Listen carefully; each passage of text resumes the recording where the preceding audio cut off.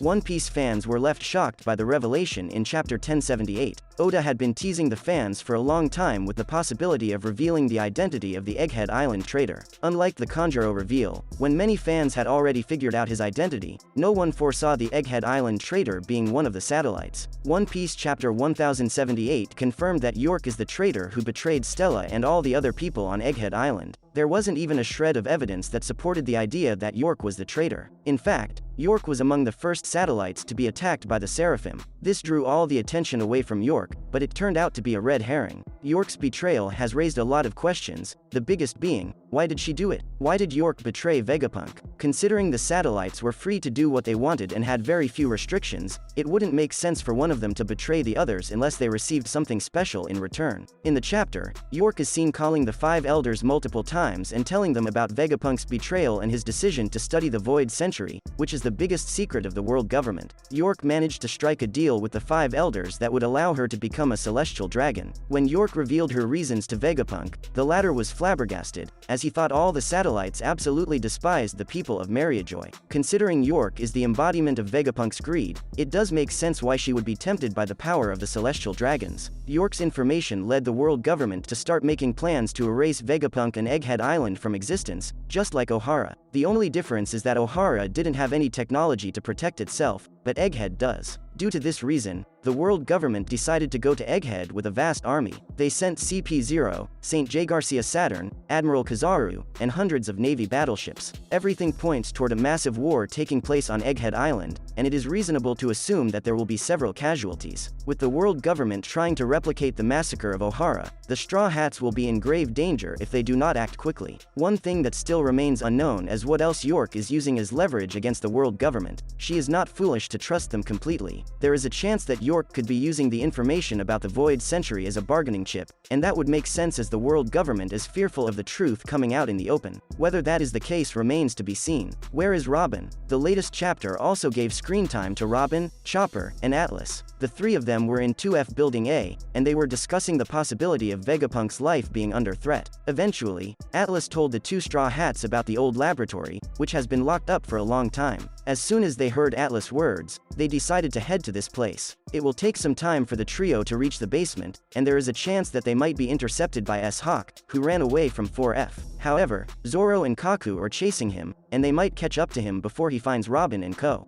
Snake is also free, and in case she catches up to the trio, maybe Chopper and Atlas will fight her. How she can save Vegapunk? Nico Robin is one of the strongest fighters among the Straw Hat Pirates. She used to be an assassin before becoming a pirate. Judging by the current bounty of the Straw Hat Pirates, Robin is the 5th strongest fighter of the crew after the Monster Trio and Jinbei. During the Wano Country arc, Robin was able to defeat Black Maria, who was one of the Toby Roppo. It was due to her efforts that Sanji was able to successfully get away and fight Queen. Robin needed a big push because, since the time skip, she has not been involved in many serious fights. If she manages to reach the basement, Robin can easily overwhelm York. She can sprout her limbs on York's body and take her down, thus saving Vegapunk from certain death. However, Robin needs to act quickly, as there is not much time left. York has openly stated that she thinks it's better if there is only Vegapunk. York has already killed Shaka, and everything points toward the main body being next. Or she might hand him over to the world government, which will only make things worse. The next chapter of One Piece will reveal more information about York's betrayal and whether Robin can reach Vegapunk in time. In addition to York's betrayal, fans will be hoping that some part of Bonnie and Kuma's past is also disclosed. One Piece, 5 future power-ups for Sanji. Sanji is the cook of the Straw Hat Pirates and one of the strongest fighters that Luffy has under his wing. He fights with the famous Black Leg style that he developed under the guidance of Red Leg Zeph. Currently, Sanji has a bounty of 1.032 billion berries on his head that he attained after defeating Queen the Plague of the Beast Pirates. The fact that he was able to defeat Queen means that Sanji is now one of the elite pirates in the One Piece world. However, there is still room for him to grow. As such, Sanji can still attain several other power-ups in the future of the story, and while some of them are minor, others could shoot him to the next level. Internal Destruction Haki. Sanji is a great user of Haki, however, the majority of his powers focus around Diable Hambi and other scientific abilities that he recently awakened in Wano. Sanji possesses great Haki, however, he hasn't advanced this skill to the next level just yet. In the future, if Sanji is to stand a chance against some of the strongest pirates and marines out there, he will certainly need to improve his Haki. That would automatically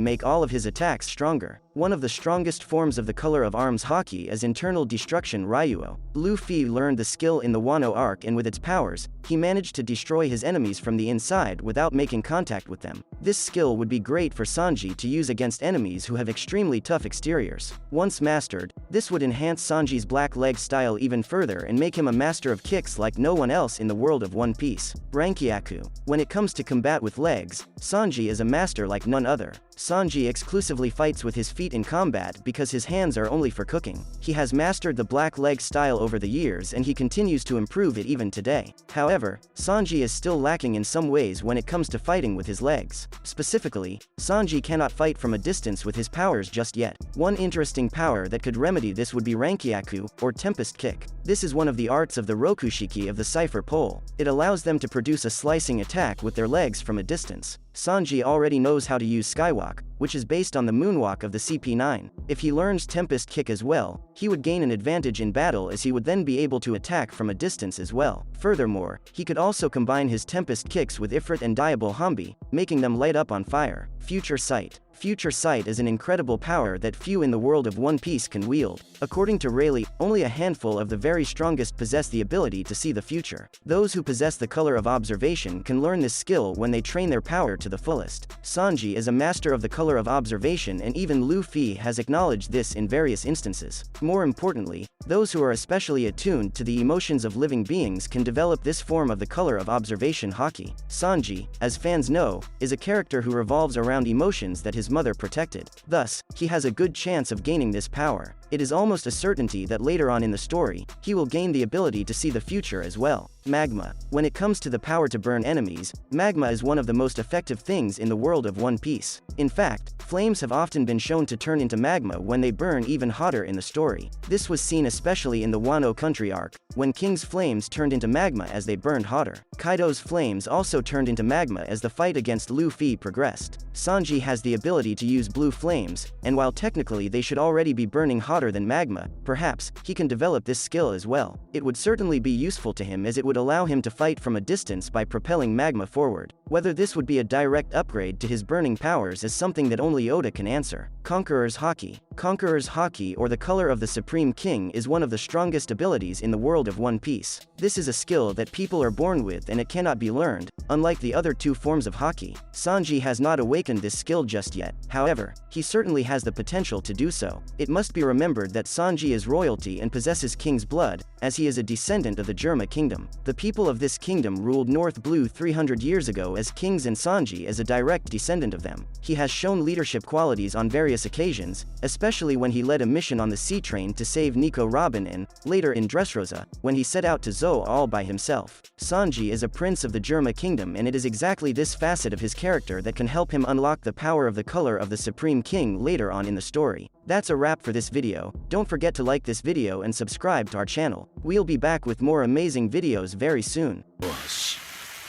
ディアブルジャンブ高熱を帯びた足は